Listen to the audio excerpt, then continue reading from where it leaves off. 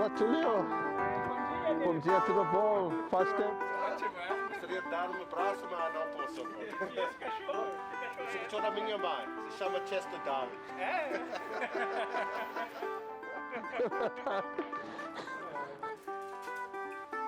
Precisa muita atenção. Quero Chester Darling.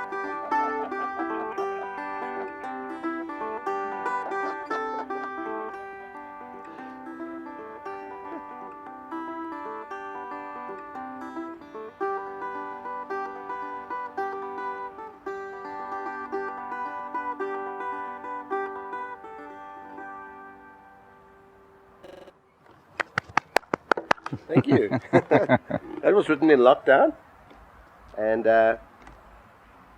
yeah, man, and there's something about African rhythms and African melodies which they heal more. I know I'm just being biased. They heal more than other styles of music. I think it's that joy.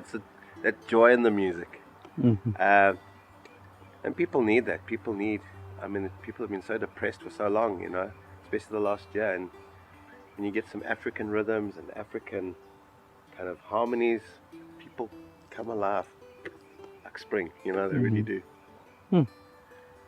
So Tulio, you here as well, like anyone else, like any South African, you've been on the front line, scientists helping people to understand the virus on a global level and its implications here in South Africa. And you know, speaking to friends, even on this last weekend away playing, people said, oh, they're dreading the third wave which is going to hit South Africa. Can you maybe put us at ease, or what precautions can we take as South Africans? What can we expect in the coming months? So yeah, the main answer is that we are not so sure. Yeah. What we think, like places like KwaZulu-Natal, for example, that had a very big second wave, potentially will have a smaller third wave, given that not a new variant appear, and that's why we work so hard, both at CRISP but also with the network of genomic surveillance, to try to identify variants as they appear. Yes. So that's what we currently think. Yeah, we also think that.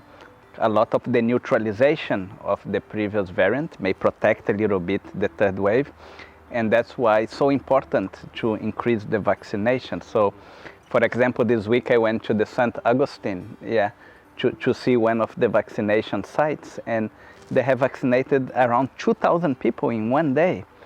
And it's quite amazing, and both of them were healthcare workers, and you must see the kind of vibe and excitement about especially people that have been the front line and that really see the suffering of people getting sick and dying, how they felt so excited to finally has a kind of protection to themselves and to the family. Yeah. Yes.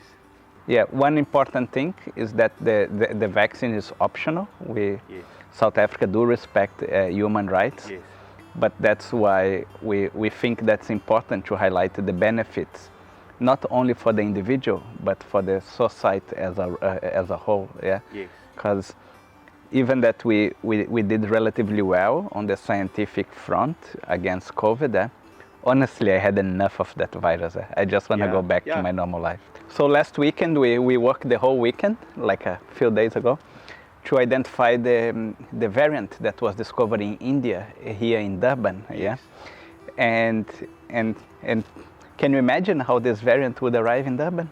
Well, I mean, you've got daily flights between South Africa and India. Have they all opened up the flights between India and South Africa and Durban, should I say? Yeah, the flights, people have to test negative before. But these ones, one of them come from a flight, but many ones come in the boats. And then we realized that Durban has the biggest harbor in Africa. Yeah. And that a lot of the big ships, when they come from Asia, they will stop in India and then they will come to Durban. Yes.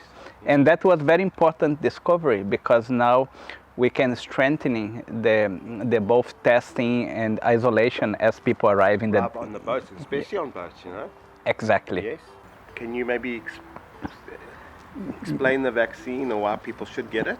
Yes. So just to answer your first question, one should get any vaccine that one have access, because both of them or all of them, even if you catch COVID, you will catch a very mild. You're not gonna get very sick. Yes. Yeah. And you know, for example, your mother got quite sick of COVID, Yes. yeah, and she Yes. survived, what was fantastic. Eh? Of course. But imagine if she had been vaccinated before, and she didn't end up so long in the hospital, and yeah. 2 weeks in the hospital. Imagine if we move now, in the next few years, for a golden time of music and art, that after people being all depressed and suffering a lot, and we get rid of this virus, and then we move to a place that people now want to enjoy oneself. Well, and I tell you what, I mean, I've switched the news off for many months now. And I follow the prophets, and all the prophets are saying, from the Hasidic Jews to the Christians to the Buddha, that we're going into the golden season of where arts and music is going to be on the forefront. It's going to be a golden age for artists. I'm super excited about it. I'm eternally positive, and I try and spread that message I've heard to other people as well. Not to have this, to be responsible, but not to live a life of doom and gloom. We are going to a beautiful age, but take care. Take heed. And imagine, it wouldn't be a big price to move to that age if one just get vaccinated, and all of a sudden they can stop being fearful and go enjoy normal life. And just with your, I mean, the stats you are doing, and do you foresee? I mean, what do you foresee in the next year as far as the virus goes, and if people act and respond responsibly, globally, should I even say? Yeah, I foresee what we are beginning to see in certain areas in the world, like Israel, like some European countries or the UK, that people start going back to normal life. Yes.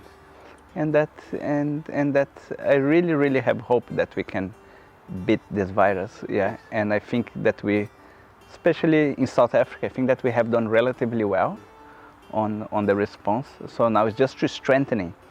And as the South Africans say, what they say, fast bait. Fast bait. Hold on tight. Hold on tight. Yeah, yeah, you're right.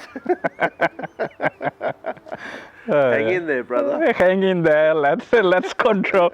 Let's pass this winter. Let's vaccinate people, and let's try to avoid a third wave. Yeah. No, absolutely. No, absolutely. Yeah. So play us some inspiring song to fast bait. Fast bait, okay.